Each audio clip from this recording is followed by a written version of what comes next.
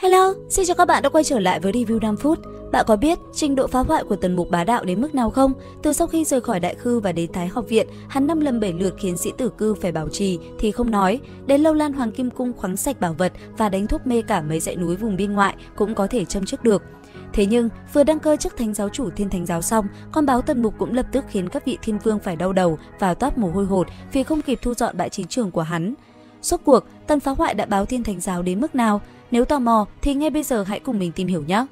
Sau khi đại điển đăng cơ kết thúc, toàn bộ cao tầng Thiên Thánh giáo cũng rời đi. Lúc này chỉ còn lại 3 vị thiên vương trấn giáo mà thôi. Vấn đề là Tần Mục không biết pháp môn truyền tống nên không thể rời khỏi Thánh Lâm Sơn.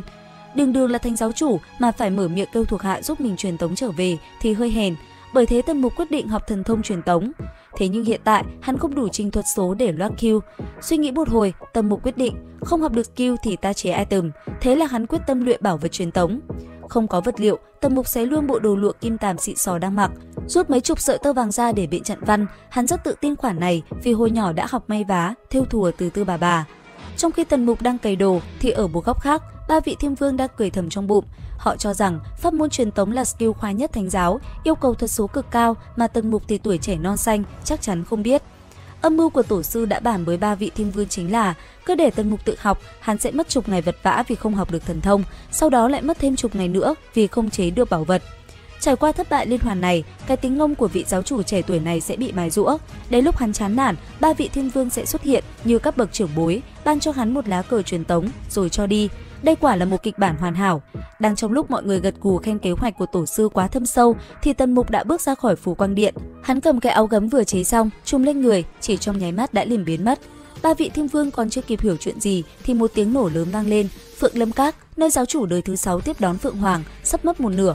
Tần Mục lồm cồm bò ra từ đống đổ nát, ngó nghiêng thấy không có ai, hắn lại vội vã trùm áo truyền tống.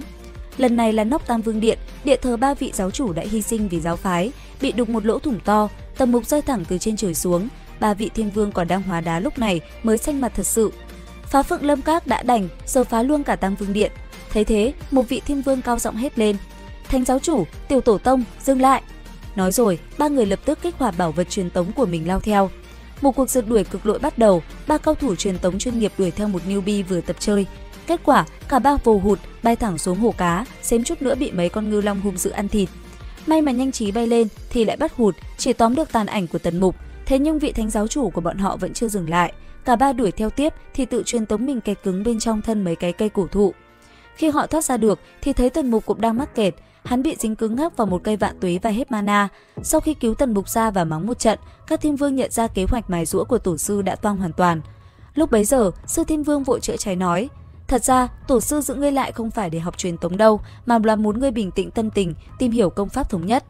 Tần Mục nghe vậy liền giác ngộ, cảm ơn rồi đi tìm tảng đá thánh nhân ngồi thiền.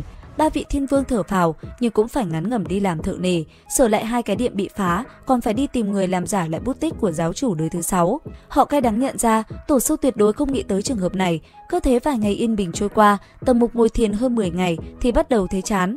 Hắn thầm nghĩ, ăn trái cây nhạt miệng quá, hôm nay phải ăn thịt. Vậy là báo thủ Tần Mục rủ Hồ Linh Nhi đi săn một con hoãng về nướng. Ăn no nê xong, Tần Mục đứng dậy đi dạo tiêu cơm. Hắn bắt đầu tiện tay múa võ và vô tình rơi vào trạng thái ngộ đạo. Hắn múa một lèo tất cả các loại võ công, skill mình biết, từ lôi âm bắt thức, truy pháp, kiếm pháp, đao pháp, rồi lại chuyển sang hành vũ quyết, bôn lôi viêm hỏa quyết, tứ linh quyết, 7 phép tạo hóa, rồi cả skill của đại dục Thiên Ma Kinh. Đột nhiên hắn hiểu ra, cần gì quan tâm đến quy tắc, thẳng thắn làm việc, thuận theo tự nhiên. Vậy là hắn quyết định dùng bá thể tam đan công làm rễ, rồi đem tất cả các pháp thuật, thần thông của Thiên Ma giáo làm cành lá. Chẳng mấy chốc, Tần Mục đã tìm ra công pháp thống nhất của riêng mình. Sự ngộ đạo này gây ra động tĩnh cực lớn, tiếng sấm, tia điện, ánh đao, bóng kiếm làm cả khu rừng Thánh Lâm Sơn tan hoang, cây cối ngã rạp, cháy nổ liên miên. 3 vị thiên vương hốt hoảng chạy ra, sợ hắn phá luôn cây tùng bách thánh thụ, nhưng họ đứng hình khi thấy Tần Mục tùy ý sử dụng lẫn lộn cả skill ma đạo, chính đạo lẫn Phật đạo. 3 ông nghẹn họng trừng mắt vì tốc độ lĩnh ngộ quái yêu nghiệt này. Lục Thiên Vương nhìn khu rừng bị phá mà không khỏi thốt lên: "Trời ạ, cảnh này chỉ thấy khi đạo môn cùng đại lôi âm tự xâm lấn." Thế nhưng vẫn chưa dừng lại ở đó, Tần Mục ngộ đạo xong thì lại bị đói. Hắn và Hồ Ly tiếp tục nướng thịt hoãng, ăn được nửa con thì hơi ngán. Hồ Linh Nhi bèn lên tiếng xui dại: "Công tử, mấy con ngự long trong hồ xem cá trông thật béo ngậy." Tần Mục hùa theo đáp: "Ta cũng thấy thế, nhưng ta đánh không lại. À mà, dược sư Gia Gia nói rồi, đánh không lại thì hạ độc." Ngay lúc đó, ba vị thiên vương mặt đen như đít nồi lù lù xuất hiện sau lưng. Sư Thiên Vương cười hiền từ nói: "Giáo chủ à, mấy con ngư long đó là của giáo chủ đời thứ 16 nuôi làm cảnh đấy." Ngọc Thiên Vương vừa tiện tay ăn một miếng thịt hoãng thì thốt lên: "Thịt này ngon, nếu ta không biết đây là hoãng do tư bà thả nuôi thì ta cũng ăn rồi." Mà Tần Mục tối sầm lại, Lục Thiên Vương ở bên cạnh liền tiếp lời: "Cái rừng vạn tuế ngàn năm tuổi mà giáo chủ vừa phá là do lão tổ trồng đấy. Hoa thánh tâm bị hái mất, dầu vừng trong Thiên Phú lâu bị uống trộm, linh chi chín lá trên cây thuốc cổ bị gặm mất, còn có cả ngọc châu trên bình phong cũng không cánh mà bay."